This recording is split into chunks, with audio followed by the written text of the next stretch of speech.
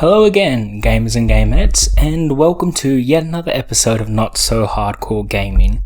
I'm your host, Jeremy, and today we're going to be doing a double episode, so to speak. Over these last couple weeks, I've been playing a few smaller games, and looking at it, I thought, they're gonna be smaller episodes, so I'll include two. These are I believe they're both indie games, and whenever I talk about one like this, it doesn't have a proper story, or it doesn't have a lot of in-depth characters, and that's what these two games are today. So there's a bit less to talk about, so I'll be talking about both of them. So starting off, we'll go into It Lurks Below.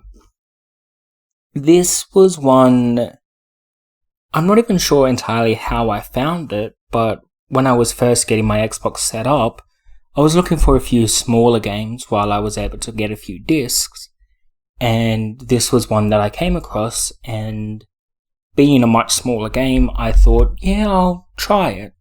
I live in Australia. We are not known for our very good internet, and I live very, very rural, so compare me to other Australians and mine is crap. Really, really bad. So choosing one like this, it was one that I was able to download fairly fast because of simply it being so small. So that was a rather good thing. Starting off, we'll go into visuals and audio. That's how I'll always start it off. Now, visually, this very much reminds me of Minecraft or Terraria. I think we all know sort of what that's like. It's almost grainy, so to speak. Not grainy specifically. It's a bit more difficult to explain, but it's not really high definition, so it's pixelated. That would be the word I'm looking for. The larger pixels for the blocks, that sort of thing. It gives you a bit of a retro feel, and that's pretty much the best way I can describe this. Is it looks quite similar to what Minecraft is, except this is not a first-person game like Minecraft. It's sort of a side-scroller, I guess, in a way, and it's So that's sort of like what you'd expect it to be. You move side to side. It's on a 2D plane. So I think that can often be seen as a bit of a bad thing, because for a lot of people it means it's too simple if it's just 2D. But for me, it's a rather good thing for the most part. It's going back to the old school, while nowadays, because it's not common to have it, it's new, but at the same time retro, and it's that weird combination. It's people have gotten so used to first person games as well as big 3D everything, that sometimes these games can be forgotten or looked over for other more elaborate games, and sometimes it's just good to go back to the basics. And that's what I think this is. It's back to the old school basic stuff, and it's a really good thing to play. I know I went on a bit of a tangent there, but visually, as I said, it's blocky, it's pixelated, quite good. In terms of audio, I don't really think there's that much music that I've noticed. I've said before, I'm not usually one to notice the music that's in it. It just usually doesn't stand out a hell of a lot to me. And for this, I don't even know if there is music or not. So I can't really comment on that. But the sound effects are a bit basic, but they do their job well, basically. You've got your simple slashing noises, noise for when you get hit to another it's sort of, again, it's fairly basic, but it doesn't need to be elaborate.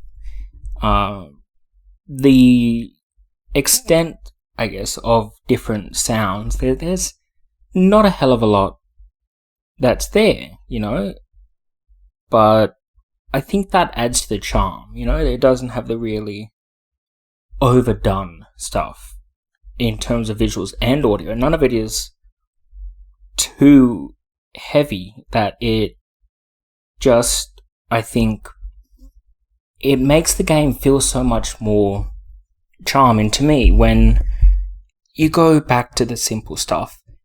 And that for me, and I say, this is a weird thing for me as well, because I'm fairly young. When I was born, I think PS2 was around, and that sort of thing. So it's based on where I am and me growing up, I've grown up with a lot of the more complicated stuff, the bigger projects, when we were really starting to heavily invest into these things. And yet for me, it's similar to nostalgia. And I know that sounds so weird, but I don't know, I look back and I think, oh, that's like the old days, even though I haven't played that many games from the old days. It's the weirdest thing, and I can't explain it as to how I get that, but I do. Final comments on it, the visuals, the menus, I didn't really mention. They're simple, they're not that flashy. You've got your hunger, your HP, and your stamina. 3 different walls. One is your hunger is yellow, your HP is red, and your stamina is green. Those are the biggest things you'll always be concentrating on. Then you've got basically the normal menus, which will have your crafting, pause menu, whatever else. So even the menus in it are nice and simple. It works quite well. It's a game I wouldn't want it to be outstandingly beautiful, because it just wouldn't feel like the game itself, So very well done for that, I think, to go with the game so well.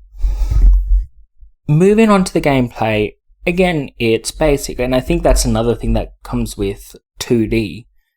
I love the basic nature to the controls, because it's very easy to pick up, but when done right, it can be difficult to master it. Easy to learn, difficult to master. That's one of the best things in games for me.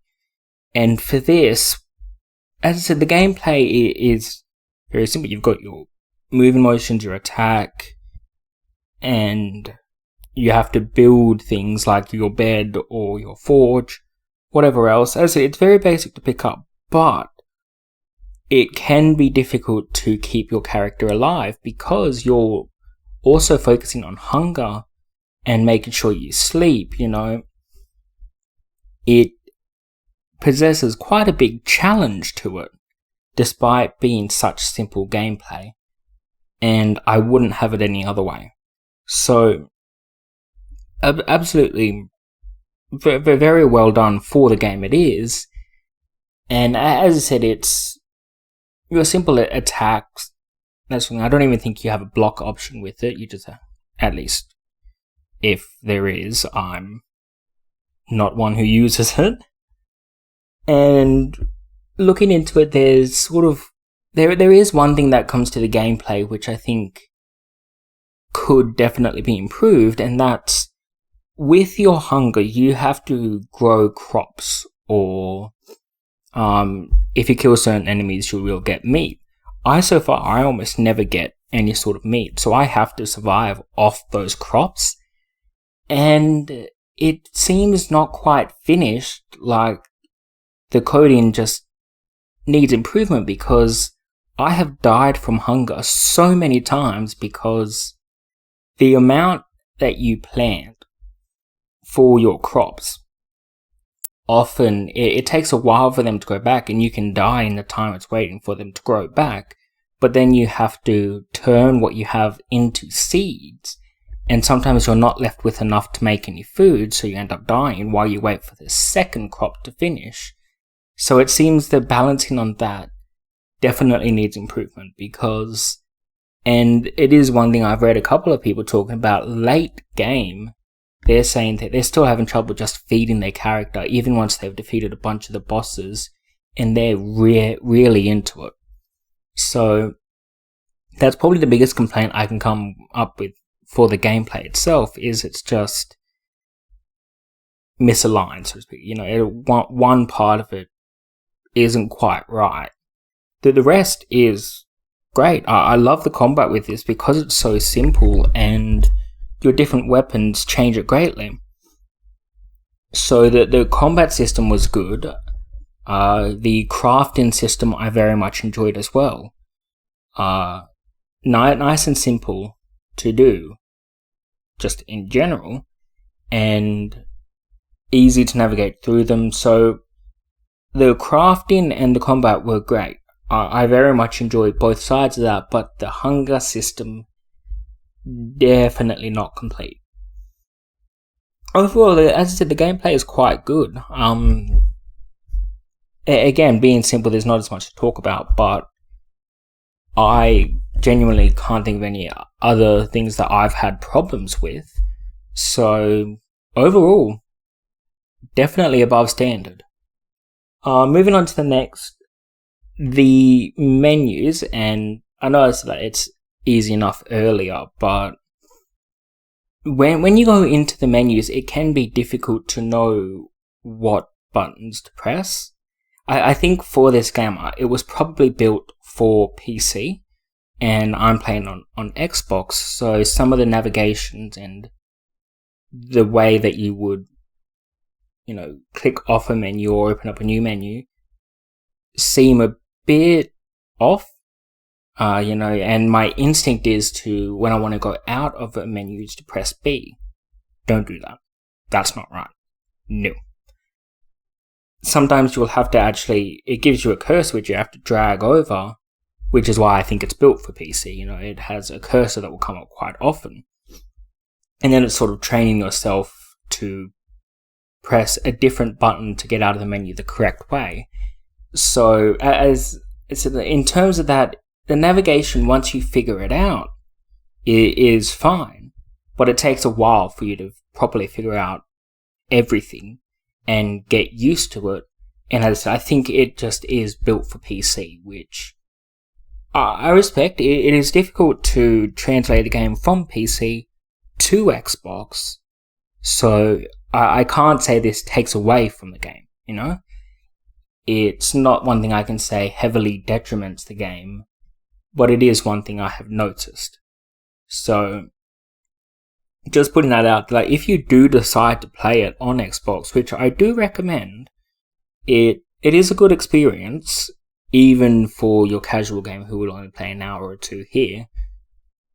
Just be prepared to have to basically rewire your brain for while you're playing that game. It takes a while to get used to. Next was the crafting menu, and going into this, the crafting is extensive.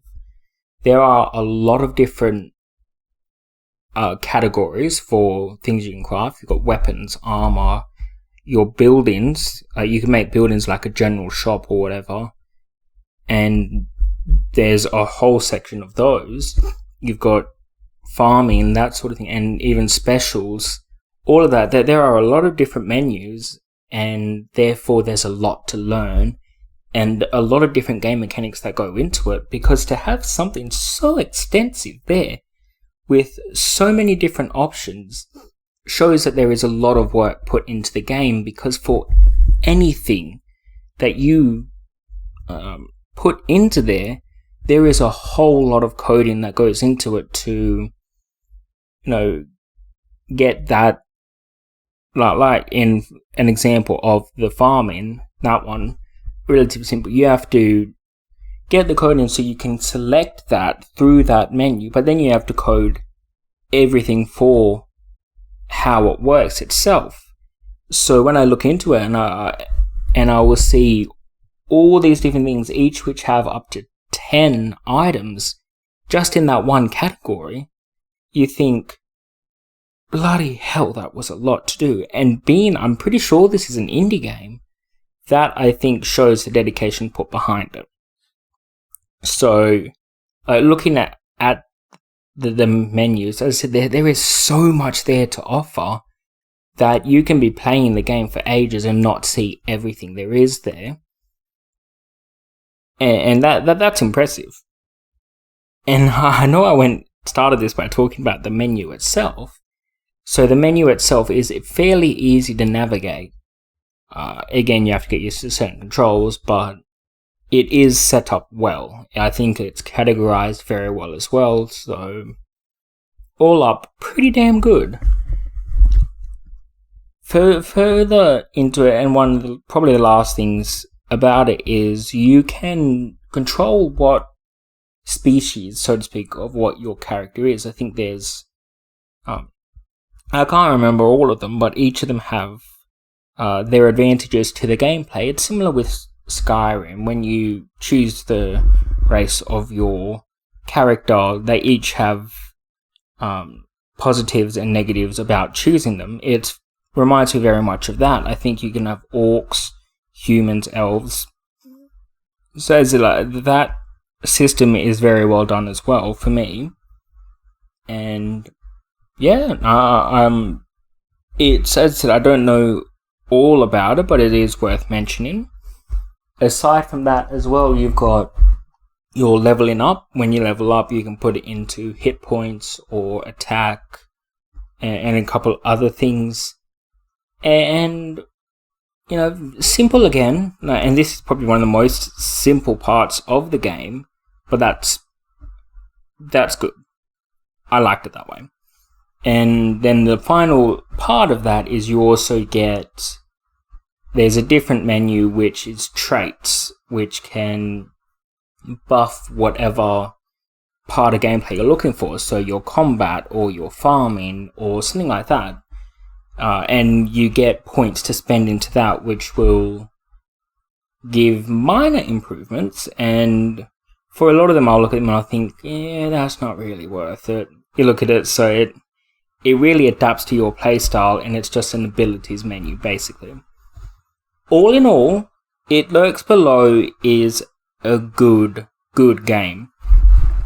There are a few things I would like to change about it, but I enjoy it, and I haven't played it for a very long time, and admittedly I haven't gone that far because I'm a bit of a noob, basically. But it is one I definitely enjoy playing for a little bit here or there, but it's not one I would play for long amounts of time on its own. Nonetheless, I recommend giving it a go for anyone. No, and I will say this for any episode I talk about. Even if it's a game I don't enjoy, I always recommend trying it, because I know a lot of my viewers, my listeners, will have different opinions. You know, everyone's into their own things. So I would recommend that for any game, but for this game, me enjoying it, I do recommend it. Now we will move on to the second game, which is Don't Starve. Now, there is quite a bit for this game that I do have to say. First of all, as always, visuals audio. Now, this is one I love the art style for. The art style very much reminds me of Tim Burton and some of his art styles. You know, it's uncanny, so to speak.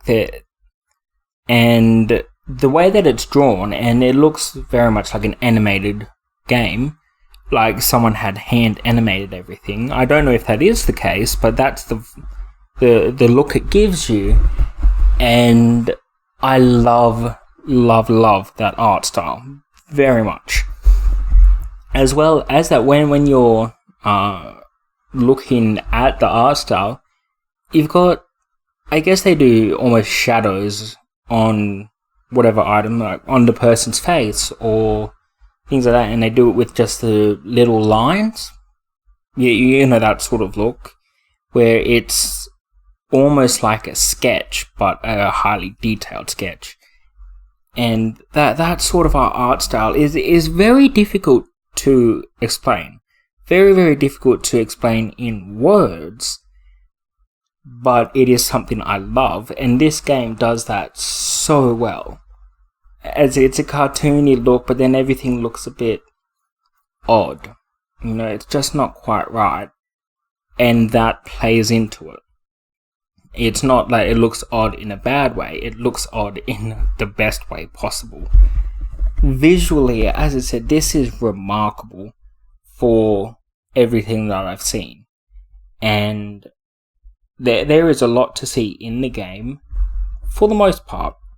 It's, it's a small game, so it can only have so much, but all the different things that come into it are each done quite well. And you only go certain places to see certain things. And I will start this by saying again, I haven't been able to get that far into the game, but from what I have seen, everything that I've seen is spectacular. Love it. The audio, less remarkable. It's again, like the music, I don't remember a lot of. It's sort of, I think it reminds me of some Tim Burton stuff as well. It's the, I have so much trouble explaining it. But it's simply done, and a lot of the things I've heard are mostly piano, and they sort of give that, it's the music you would expect to see with the art style, if that makes sense. And yes, it's not the best. It's not something I heavily remember, and as I said, certain games will really stand out with the music. Some stand out a little bit, and others are completely forgettable. This one isn't completely forgettable, but it's nothing to rave about. The other effects, the sound effects, chopping wood with it, mining ore, that sort of thing, basic as always, nothing to complain about, nothing to rave about. Each character has certain noises they'll make, actually. They don't talk, but they just make those noises, which is like a very, very distorted voice. Again, difficult to explain in its entirety, but that's the best way I can explain it. And I like the way that's done. I think that's done pretty well to go with everything else that you come across. And yeah, as I said, so the audio is not the best thing about the game. I think the art style is the best thing about the game. Moving on to the gameplay, again, simple enough. It's the basic things you'd expect to see with it. I think it's actually, for some of it, RB and RT, and those four are the main buttons you'll be using. It's good. The gameplay for it, good navigation between all the buttons, and not every button is used, so you don't have to go and individually remember everything, if that makes sense. It's small work put into it. Going into the gameplay after that, this game can be a pain in the ass to me. And that's sort of, you have a few things with it that make it difficult, and this is a difficult game. You have your hunger that you always need to keep control of. That, which as it is, I think goes along well with the other episode, that the hunger is probably the most frustrating part about both these games. it is very, very difficult to find food to keep yourself fed. Hence the name. The name is perfect for the game because, dear God, there is so little to eat. So that's the biggest pain in the ass for both of these games, really. This game is the extreme version. And other than that, you have a sanity bar. So at night, if you are away from a fire, your sanity drops quickly. And it drops just whenever. It's like naturally decreasing. And I've never been able to get the hang of that either. I'm not an elite gamer. I'm not too bad at some of them, but this game I could never get far with. At all. It is something else. But I guess that's part of the charm. You know, it is one of the most difficult games I have come across. And I think that's what it's going for. So it does it right. I just don't do it right, evidently. The characters for this, there's not a lot behind them. You know, there are only a few that I've seen, and for them, it tells you what they are when you go to select them, and like what benefits they have as well. And that has just that little splash of personality while not being heavily worked on. So you have your first one, he doesn't have a heck of a lot to him. He's the first one you'll ever play as, but then it has his trait that he grows a beard. That's it. And he's sort of... I guess as well, when you look at them, the way they run tells quite a bit about them as well, and he is one of those flailing runners. You know, he's... It's the weirdest thing, and that, I think, adds to the character in the weirdest of ways. Then you have another character who's he's a strong man, but I think he has a weak constitution or something. So he's really afraid of spiders, for example, which, that sort of trope I love. You know, the really big, beefy guy sees a little spider and runs away. That sort of thing. So the characters have that little bit of charm to them. Just a little bit. I would have liked to see a little bit more, but I'm certainly not complaining. And the story for this game, there's not a lot of story that I've seen. And that's because I've never been able to get that far into this game. I think there is a lot to see if you're really quite good at the game, if you're one of the people who can pick it up and continue to do it. I'm just not one of those people. So I don't know a lot about the story. So I must apologize for that, but there's only so much I can do. And I don't want to, go and watch other people playing it before I make the episode. I want it to be my real talk about it. I want to give it as I know it. And I don't know much further into this game. But hopefully that will change eventually, and I will let you know if I've found anything else. And that's just about all there is for this episode. I hope you've enjoyed this episode. Both of these games I greatly recommend trying, but be prepared for a difficult fight. And yeah, thank you for listening. I will see you next week, as always, and have a good one.